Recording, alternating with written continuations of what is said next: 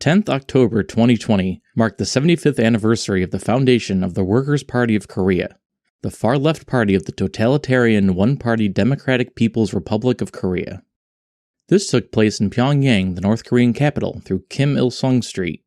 During this parade, new and very powerful nuclear intercontinental ballistic missiles which shocked the North Korean population and the whole world, as well as a new main battle tank that had intrigued many military analysts, have been shown for the first time, arousing great interest. Unfortunately, not much is known about this vehicle yet. The Korean People's Army has not yet officially presented the new tank or given a precise name, as it does for each vehicle of its arsenal, due to the North Korean strategy of not revealing any details about their military equipment. Thus, throughout this article, the vehicle will be referred to as New North Korean MBT. However, it is an almost completely new design that seems to have very little in common with previous main battle tanks developed in North Korea. It is also the first vehicle developed after the Songun-ho was presented in a parade in the same place in 2010. North Korean tanks. In the very last phases of the Second World War between August and September 1945, Stalin's Soviet Union occupied, in agreement with the United States, the northern part of the Korean peninsula, going as far down as the 38th parallel. Because of the Soviet occupation, which lasted for 3 years and 3 months, the charismatic Kim Il-sung, who had been a guerrilla fighter against the Japanese during the occupation of Korea in the 30s, and then continued to fight the Japanese during their invasion of China, became captain of the Red Army in 1941. And, with this his title, in September 1945, he entered Pyongyang. Under his leadership, the newly formed country quickly broke off all relations with South Korea under U.S. control and became increasingly close to the two communist superpowers, the Soviet Union and the newly formed People's Republic of China, which had recently ended its bloody civil war. Most of the North Korean military's early equipment was of Soviet origin, with thousands of weapons and ammunition and hundreds of T-34-76s, T-34-85s, Su-76s, and IS-2s, and Soviet-made aircraft arriving in North Korea. The outbreak of the Korean War, which lasted from June 1950 to July 1953, completely broke any relationship with South Korea, pushing North Korea to become even closer to the two communist regimes, even if, after Stalin's death, the ties with the Soviet Union began to deteriorate. In the following years, North Korean armored formations were still based on many Soviet vehicles, such as the T-54 and T-55s, receiving about 1,500 between 1966 and 1992. Between 150 and 200 Type 59s were delivered from China after 1973. 970 T-62Ms, called Chonmaho-2 in North Korea, were received from the Soviet Union between 1971 and 1978. Many of the vehicles arrived in North Korea unassembled and were later assembled in Korean factories. At the end of the 70s, a main battle tank was developed for the first time in North Korea. The first tank produced by the North Korean nation was the Chonmaho, or Pegasus in English, which is nothing more than a copy of the Soviet T-62 with lighter armor.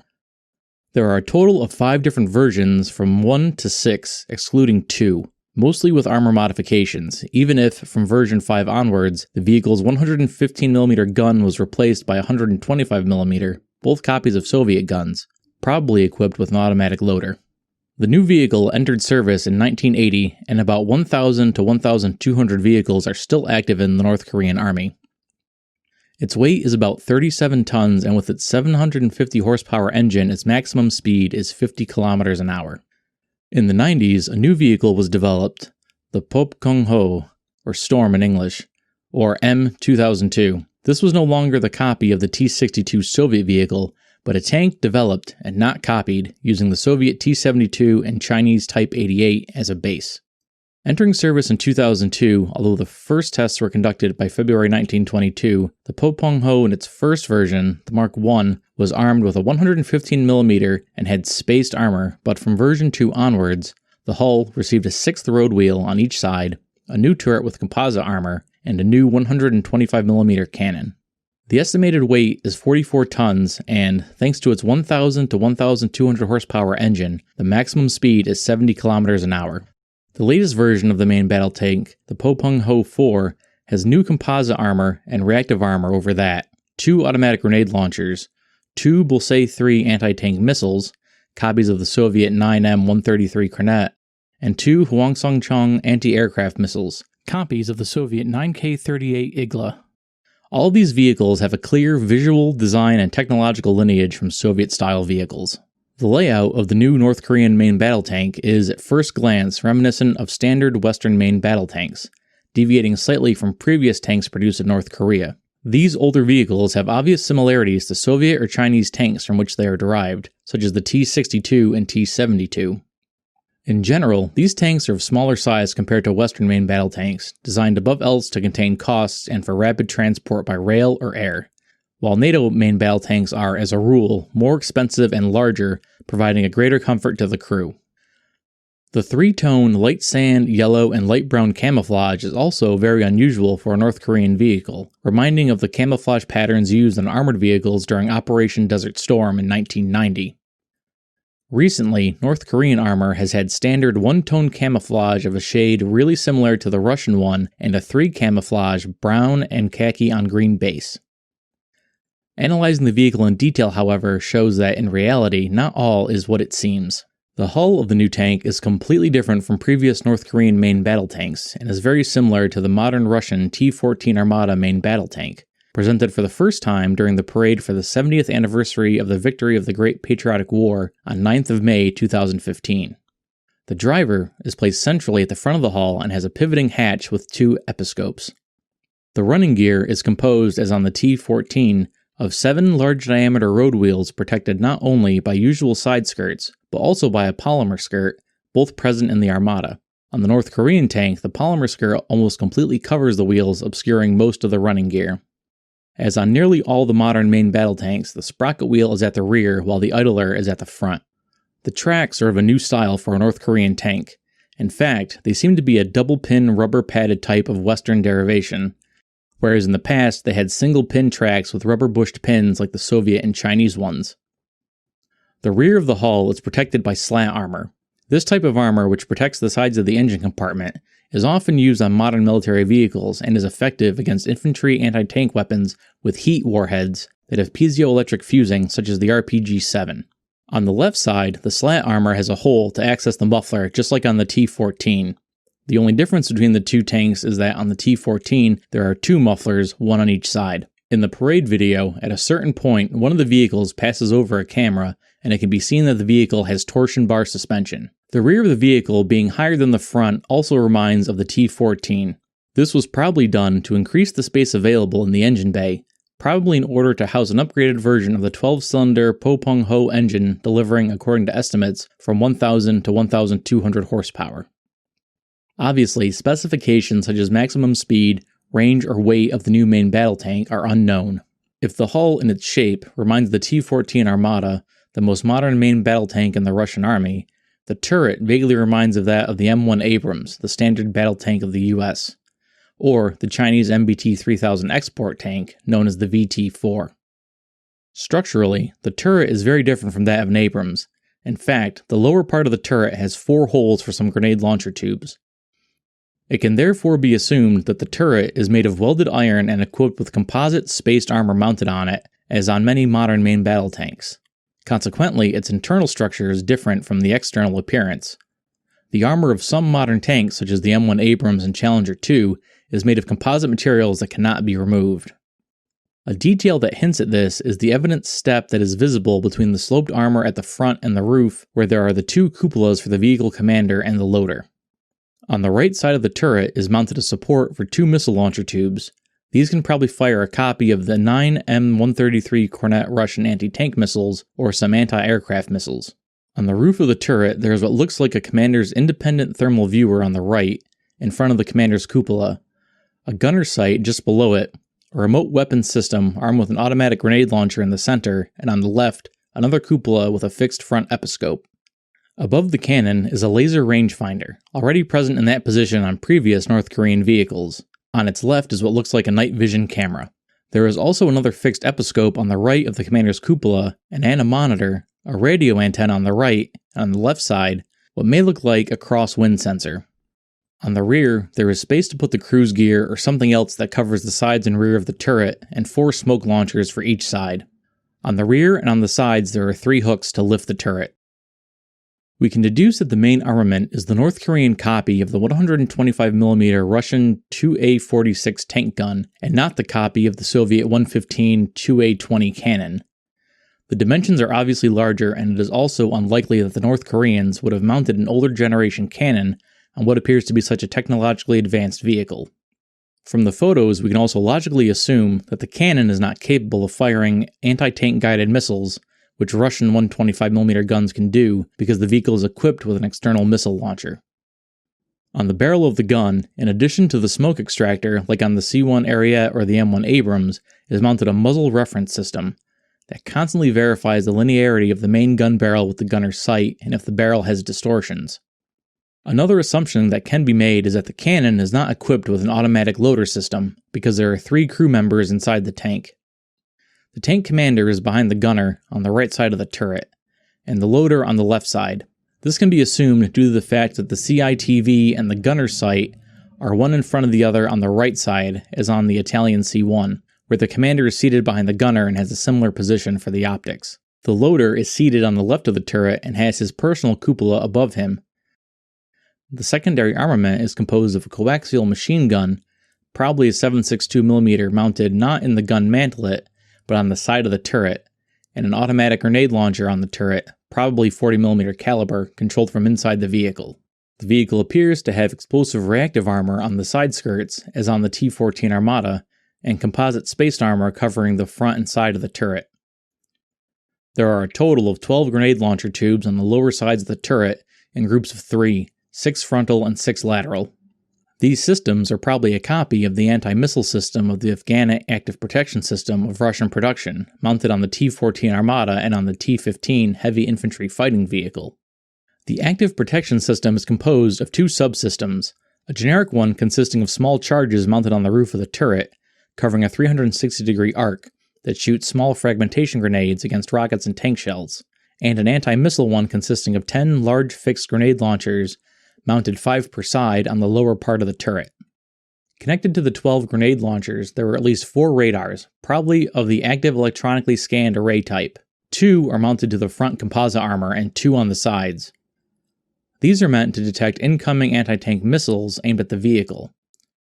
If a missile is detected by the radars, the system automatically activates and fires 1 or perhaps more grenades in the direction of the target. There are also 2 devices mounted on the turret sides. These could be laser alarm receivers used on the modern AFV or other sensors for the active protection system. If they are actually laser alarm receivers, their purpose is to detect laser beams from enemy rangefinders mounted on tanks or anti-tank weapons that are aiming at the vehicle and automatically activate the rear smoke grenades to hide the vehicle from the opposing optical systems. Communist North Korea is one of the most peculiar countries in the world, with an army to match. The country, often called the Hermit Kingdom, is currently subject to almost worldwide sanctions due to its ongoing nuclear program and nuclear bomb tests. This has largely deprived them not only of the economic benefits of trade, but also of many resources required for tank construction. Most importantly, foreign weapons, weapon systems, and minerals which the country cannot extract from its limited resources. While North Korea has found ways of circumventing these sanctions and engaging in limited trade, including selling weapons to foreign countries, the country has an annual GDP of only $18 billion as of 2019, more than 100 times smaller than that of South Korea. The GDP of North Korea is close to that of such war-torn countries as Syria at $16.6 billion, Afghanistan at $20.5 billion, and Yemen at $26.6 billion. In terms of GDP per capita, the situation is similar.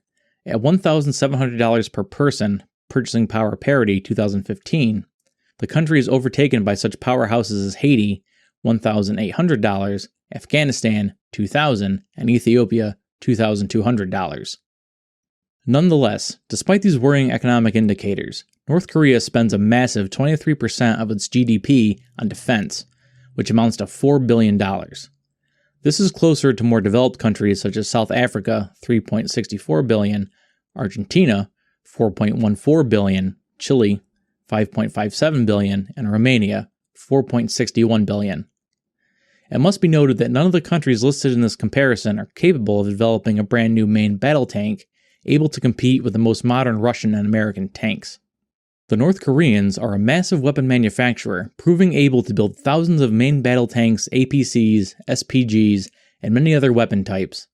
They have also made many improvements and adaptations on foreign designs. While it is clear that the North Korean versions are definite improvements over the originals, these originals are usually half a century old. No serious institution, except of course the North Korean propaganda machine, can claim that the North Korean vehicles are superior or even comparable to the most modern vehicles from other countries. Furthermore, the North Korean electronics industry is not in a position to produce the expensive and technologically complicated electronic systems and their associated software needed by modern main battle tanks. Even the local production of LCD screens involves acquiring many components and parts directly from China and then assembling them in North Korea, if not buying them whole from China and just stamping them with North Korean logos.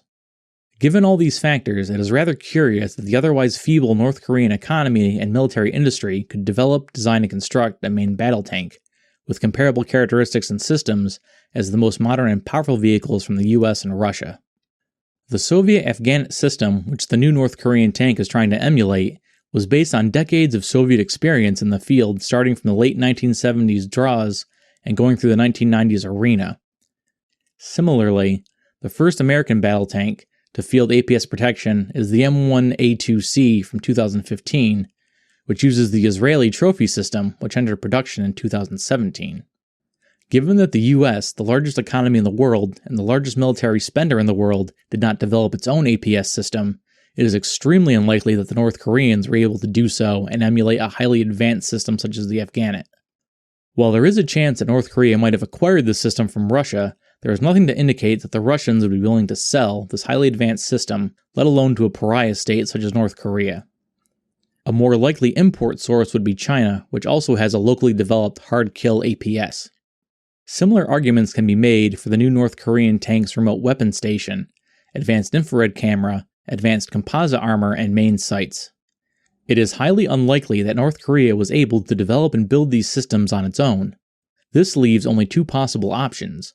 Either these systems were acquired from abroad, most likely from China, which does seem improbable nonetheless, or that they are simply fakes meant to deceive its enemies.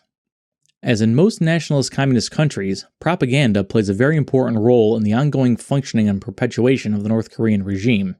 It is spearheaded by the cult of personality for the current leader, Kim Jong-un, and his forefathers, Kim Jong-il and Kim Il-sung, and of Korean exceptionalism.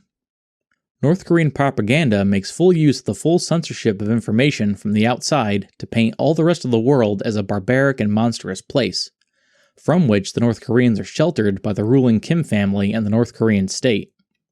While North Korean propaganda plays an important role in perpetuating the North Korean regime internally through the vilification of the rest of the world, constantly lying about the achievements of North Korea and some outright fantastic claims, such that North Korea is the second happiest country in the world, its annual military parades are becoming more and more targeted to the outside, projecting North Korea's power and dangerousness to its enemies. These military parades have become a near yearly occurrence under the new leader of North Korea, Kim Jong-un. Furthermore, they are broadcast live through the Korean Central Television, one of the state-owned broadcasters of North Korea. Furthermore, the television channel is broadcast for free outside North Korea's borders. This is how the world found out so quickly about the new North Korean main battle tank presented in the 2020 parade. However, this has allowed the military parades to become more than just an internal show of strength and military power. They are now also a way for North Korea to publicly broadcast its capabilities and intimidate any potential enemies. What must be remembered at all times is that a military parade is not an accurate representation of the military power of a country, nor of the capabilities of the vehicles presented. It is a show meant to present the army, its units, and its equipment in the best and most impressive light. The equipment presented does not have to be in use, fully developed, or even real to appear on a parade. North Korea has a long history of being accused of presenting fake weapons on its parades. In 2012, a team of German military experts claimed that the North Korean KN-08 ICBMs presented at a parade in Pyongyang were just mock-ups. They also mentioned that the Musadan and Nodong missiles presented in a 2010 parade were just mock-ups and not the real thing. Similar accusations emerged in 2017 from former military intelligence officer Michael Pregin, who claimed the North Korean equipment presented during a parade that year was unfit for combat, highlighting the AK-47 rifles with attached grenade launchers. However, the fact of the matter is that it cannot be proven either way. There is no way for actual military researchers to get access to North Korean technology, and the North Koreans refuse to publicly release any information on their equipment. With parades being the only way to get a look at the newest North Korean military technology, it must be kept in mind that there is no guarantee that the systems shown are operational or fully developed, or that they have all the capabilities that are presented. The information that can be gleaned from a parade is superficial, with most details that are crucial to understanding the capabilities of a modern weapon system being either inaccessible or obscured. As with all new North Korean vehicles, it was immediately assumed the vehicle was a fake to arouse astonishment and confuse Western analysts and armies. According to some, this is actually a Songung-ho modified to fit new tracks and a 7th wheel in the running gear, but with a dummy superstructure. Others claim it really is a vehicle of a new conception, but with the more advanced systems being fakes, either to deceive or to act as stand-ins until the real things are developed, like the remote weapon turret and a grenade launcher, the APS and its radars. In fact, these systems would be a big upgrade for North Korea, which has never showcased anything like this before. With the entry into service in 2014 of the K-2 Black Panther, North Korea also had to present a new vehicle that would be able to cope with the new South Korean main battle tank. It could therefore be a mock-up to scare their southern brothers and show the world that they can militarily match more developed NATO armies. The vehicle presented by Kim Jong-un, the supreme leader of North Korea, seems like a very modern and technologically advanced vehicle. If Western analysts are not mistaken, it will be able to effectively confront, in a hypothetical conflict against NATO nations, the most modern Western vehicles. Its profile is completely different from previous North Korean vehicles, showing that even North Korea, perhaps with the help of the People's Republic of China, is able to develop and build a modern main battle tank. However, it must be considered that no matter how advanced the vehicle may be, North Korea will never be able to produce enough of them to be a threat to world security. The real threat from North Korea comes from its nuclear weapons and its vast conventional arsenal of artillery and missiles. The new tank will be used as a deterrent against a possible South Korean attack. A detail not to be underestimated is that the 9 models presented on 10th October 2020 are probably pre-series models, and that, in the coming months, production vehicles should be expected if this vehicle is really meant to see service. We would like to thank our patrons for making this video possible. If you enjoyed this video, please consider supporting us on Patreon, and don't forget to subscribe and click the notification bell for our latest videos.